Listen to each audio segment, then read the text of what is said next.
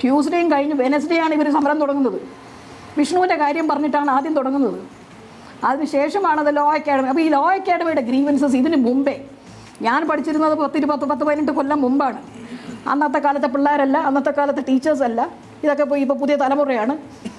ഈ 2-3 ടെലിവിഷൻ ഡിബേറ്റ്സൊക്കെ ഞാൻ കണ്ടു. എനിക്കതിൽ നിന്ന് മനസ്സിലായത് അവിടെ ഇരിക്കുന്ന ആ പെൺകുട്ടികൾ ഇവരുടെ ഗ്രീവൻസസ് എന്ന് പറയുന്നത് അത് മുഴുവൻ കോളേജിലെ പെൺകുട്ടികളുടെ ഗ്രീവൻസസ് ആണെന്ന് ഞാൻ വിശ്വസിക്കുന്നില്ല.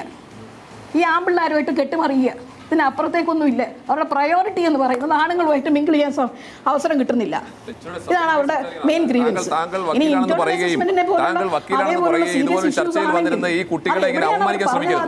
ശരിയല്ല.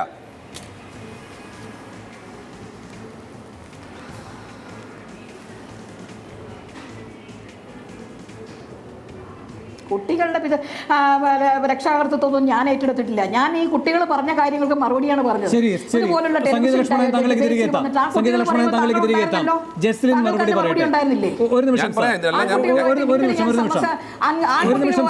ആൺകുട്ടികളുമായിട്ട് ഇടപഴകാൻ സമ്മതിക്കുന്നില്ല എന്നുള്ളൊരു കംപ്ലൈന്റ് അവർ പറഞ്ഞില്ലേ?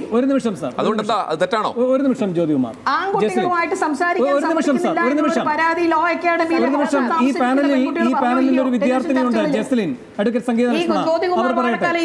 ചർച്ചയിൽ പറഞ്ഞോ ഇല്ലയോ? ഞാൻ മറുപടി പറയാം. ഞങ്ങൾക്കൊരിക്കലും ആണുങ്ങളുമായിട്ട് ഇടപെടണം എന്നുള്ളതല്ല ഞങ്ങളുടെ പ്രശ്നം. ലക്ഷ്മി മാം, എന്തുകൊണ്ട് ഞങ്ങൾ ഇതിനു മുമ്പ് പ്രതികരിച്ചില്ല, ഒരു റിട്ടൺ കംപ്ലൈന്റ് കൊടുത്തില്ല എന്ന് മാഡം ചോദിച്ചല്ലോ. അവർ പറഞ്ഞോ ഇല്ലയോ? ഏതെങ്കിലും എല്ലാ ടെലിവിഷൻ ചർച്ചകളിലും ആൺകുട്ടികളുമായിട്ട്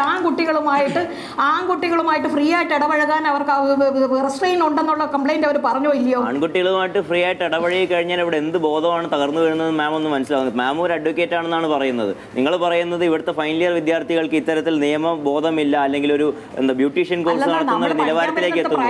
എന്തുകൊണ്ട് ആൺകുട്ടിയും പെൺകുട്ടിയും ഒന്നിച്ചിരുന്ന് സംസാരിച്ചു കഴിഞ്ഞാൽ എന്തെങ്കിലും പറ്റിപ്പോകും നിങ്ങൾക്ക് തോന്നുന്നത് നിങ്ങളുടെ മനസ്സിൽ പറഞ്ഞാൽ പോലും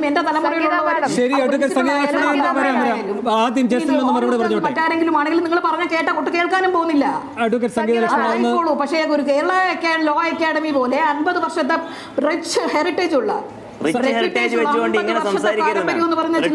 ഹെറിറ്റേജ് പറഞ്ഞുകൊണ്ട് ഇങ്ങനെ സംസാരിക്കരുത്. പെൺകുട്ടികളെ ഇവിടെ വന്നിരിക്കുന്ന അല്ലെങ്കിൽ ആ സമരം ചെയ്യുന്ന കുട്ടികളെ അപമാനിക്കലാണ്. ആൺകുട്ടികളും പെൺകുട്ടികളും കെട്ടിമറിയാണെന്ന് നിങ്ങൾ പറയുന്നത് എന്ത് നിലവാരമാണല്ലോ നിങ്ങൾക്ക്? ഒരു നിമിഷം ജസ്റ്റിൻ മറുപടി പറയട്ടെ. അഡ്വക്കേറ്റ് സംഗീത ലക്ഷ്മണ ഇന്ററാക്ട് ചെയ്യാൻ സമ്മതിക്കുന്നില്ല.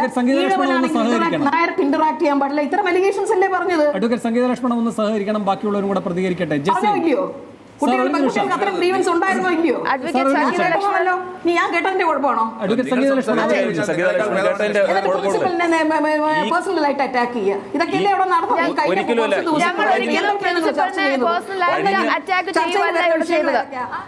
സംഗീത ലക്ഷ്മണൻ, ഞങ്ങൾ പ്രിൻസിപ്പലിനെ പേഴ്സണലായിട്ട് അറ്റാക്ക് ചെയ്യുകയല്ല ചെയ്തത്. ആൺകുട്ടികളുമായി ഇടപെടണം എന്നുള്ളതുമല്ല ഞങ്ങളുടെ പ്രശ്നം.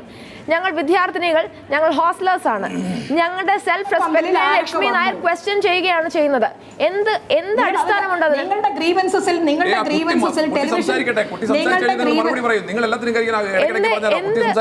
എന്ത് ബേസിസ് വെച്ചിട്ടാണ് ഒരു പ്രിൻസിപ്പൽ ഞങ്ങൾ പെൺകുട്ടികളായ കുട്ടിക്ക് സംസാരിക്കാനുള്ളത്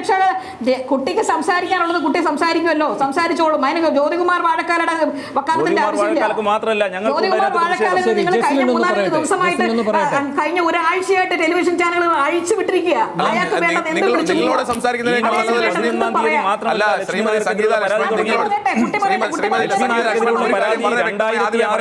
സംസാരിക്കുന്നതിനേക്കാൾ നല്ലത് ഞങ്ങൾ പോയി ലക്ഷ്മി നായരോട് സംസാരിക്കുന്നതാണ്.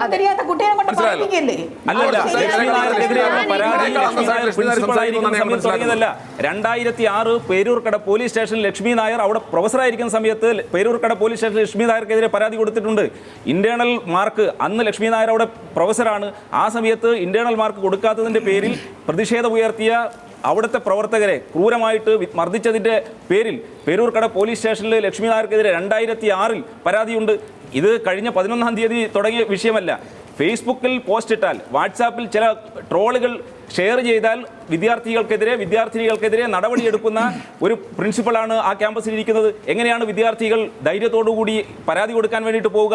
യൂണിവേഴ്സിറ്റിയിൽ നിരവധി പരാതികളുണ്ടല്ലോ, സിൻഡിക്കേറ്റ് മെമ്പർക്ക് അത് സൂചിപ്പിക്കാൻ വേണ്ടി സാധിക്കുമല്ലോ. വിദ്യാർത്ഥി സംഘടനകൾ എല്ലാം തന്നെ എത്രയോ വർഷങ്ങളായിട്ട് യൂണിവേഴ്സിറ്റിക്ക് മുന്നിലും വിദ്യാഭ്യാസ മന്ത്രിക്കെതിരെയും ഈ വിഷയത്തിൽ പരാതി നൽകിയിട്ടുണ്ട് എന്നുള്ള യാഥാർത്ഥ്യമാണ്. ആ യാഥാർത്ഥ്യം കാണാതെ ഞാൻ ഈ ടെലിവിഷൻ ചർച്ചയിൽ പങ്കെടുക്കുന്ന എന്നോടാണോ ചോദിക്കുന്നത്? ഒന്നും ചോദിച്ചില്ല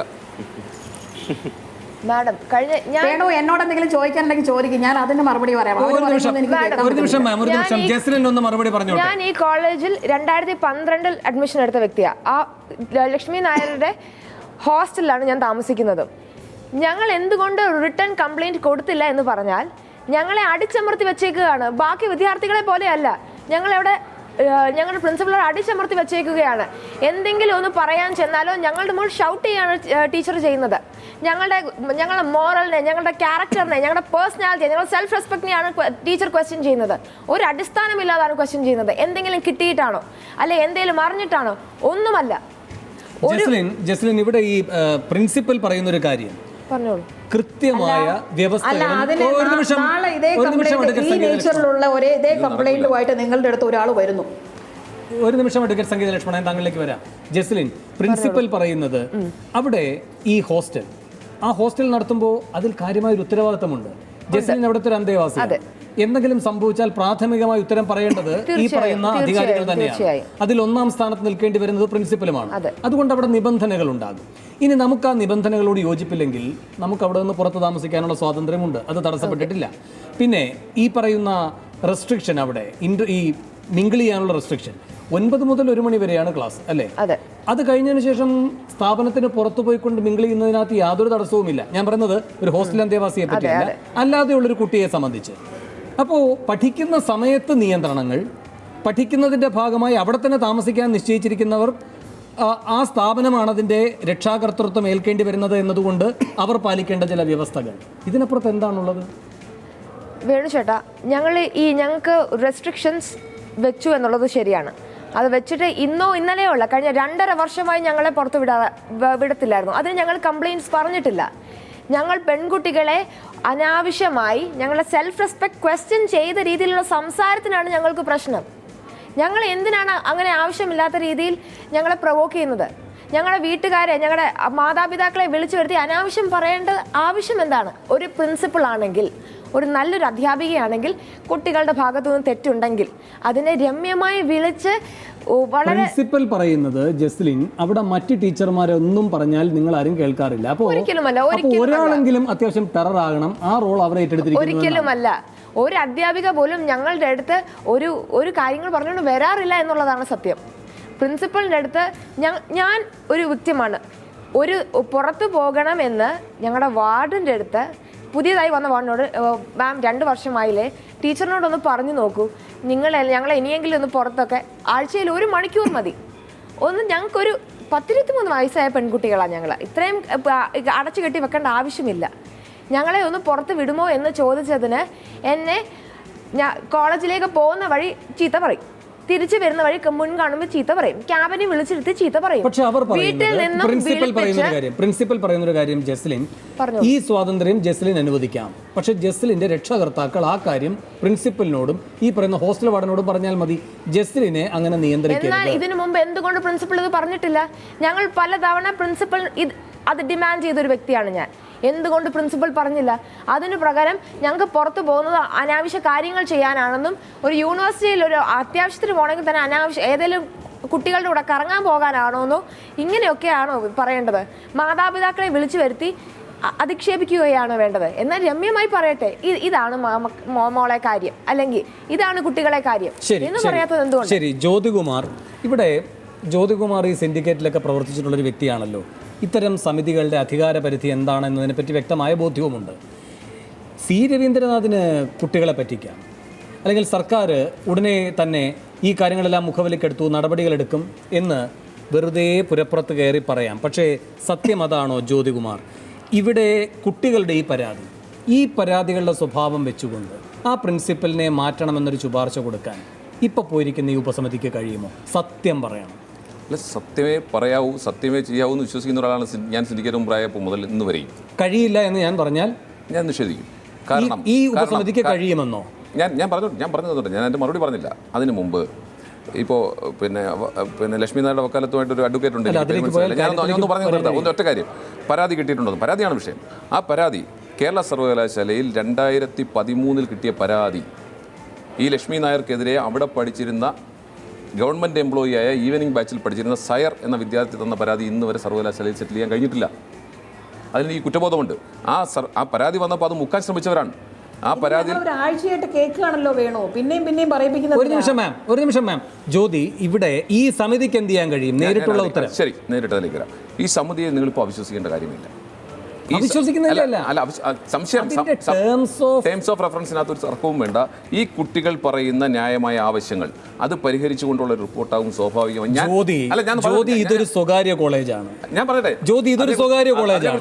അതിലെ പ്രിൻസിപ്പലിനെ മാറ്റണോ വേണ്ടയോ എന്ന് അങ്ങോട്ടേക്ക് അഭ്യർത്ഥിക്കാമെന്നതിനപ്പുറം, ആ മാനേജ്മെന്റിനോട് അഭ്യർത്ഥിക്കാമെന്നതിനപ്പുറം അടിച്ചേൽപ്പിക്കാൻ കഴിയും. ഞാൻ ഒറ്റ ഉദാഹരണം പറഞ്ഞിട്ട്, തിരുവനന്തപുരത്ത് ഏറ്റവും പ്രശസ്തമായ ഏറ്റവും നന്നായി നടന്നുകൊണ്ടിരുന്ന ഒരു കോളേജായിരുന്നു PSC കോളേജ് ഓഫ് എഞ്ചിനീയറിംഗ്. എന്തുകൊണ്ടാണ് അത് പൂട്ടിയത്?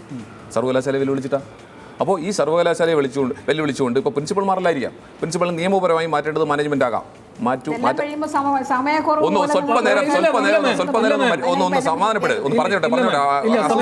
വക്കാലത്തും കൊണ്ട് ആളിരിക്കുന്നുണ്ടായിരുന്നു, പക്ഷെ ഒന്നും പറഞ്ഞില്ല, അവർക്കൊന്നും പറയാനില്ലായിരുന്നു, പറയിപ്പിക്കും. ഒരു നിമിഷം മാം. അതാണ് ടാക്ടിക്സ്. ഒരു നിമിഷം മാം. ജ്യോതികുമാറും പറഞ്ഞു, ലോ അക്കാഡമിക്ക് എഗൻസ്റ്റ് ആയിട്ട് പറയാനുള്ളവരെല്ലാം പറഞ്ഞു. ഒരു നിമിഷം മാം, ഒരു നിമിഷം, നിശ്ചയമായ സമയം തരാം. ജ്യോതി, ആ മാനേജ്മെന്റിനെ തീരുമാനമെടുക്കാൻ കഴിയും. മാനേജ്മെന്റിനാണ് ഇതിനകത്ത് തീരുമാനമെടുക്കാൻ കഴിയുക. പക്ഷേ മാനേജ്മെന്റിനോട് സർവകലാശാലയ്ക്ക് ആവശ്യപ്പെടാം, ഇതിനകത്ത് ഇന്ന കാര്യങ്ങൾ, കുട്ടികളുടെ ഗ്രീവൻസ് വളരെ ജെന്യുവിനാണ്, അതിന് ഇന്ന തെളിവുകളുണ്ട്, ഇതിൻ്റെ അടിസ്ഥാനത്തിൽ നിങ്ങൾ പ്രിൻസിപ്പലിനെ മാറ്റി നിർത്തണമെന്ന് സർവകലാശാലയ്ക്ക് നിർബന്ധമായി ആവശ്യപ്പെടാം. ആവശ്യപ്പെട്ടിട്ടും പരിഹരിക്കപ്പെട്ടില്ലെങ്കിൽ സർവകലാശാലയ്ക്ക് അഫിലിയേഷൻ സസ്പെൻഡ് ചെയ്യാനോ അത് വിഡ്രോ ചെയ്യാനുള്ള പ്രൊവിഷൻ ഈ ആക്ടിനകത്ത് പറയുന്നത്. അങ്ങനെയെങ്കിൽ മഹാരാജാസിലെ പ്രിൻസിപ്പലിനെയും പുറത്തേക്ക് വിടേണ്ടി വരും. ഞാൻ പറയുന്നത് കേരള സർവകലാശാലയെ കുറിച്ചാണ്. അങ്ങനെ പറഞ്ഞു പോകരുത്. ഇവിടെ ലക്ഷ്മി നായർ മാത്രമല്ല അങ്ങനെയെങ്കിൽ പുറത്തു പോകേണ്ടത്, തൊട്ട് പിന്നാലെ അല്ലേ ഹരിചന്ദൻ? നിങ്ങൾ അവിടെയും സമരത്തിലാണല്ലോ. അതെ, അവിടെ സമരത്തിലാണ്. പക്ഷേ മഹാരാജാസ് സ്കൂളിലെ പ്രിൻസിപ്പലിനെയും പുറത്തേക്ക് വിടണം. ഇനി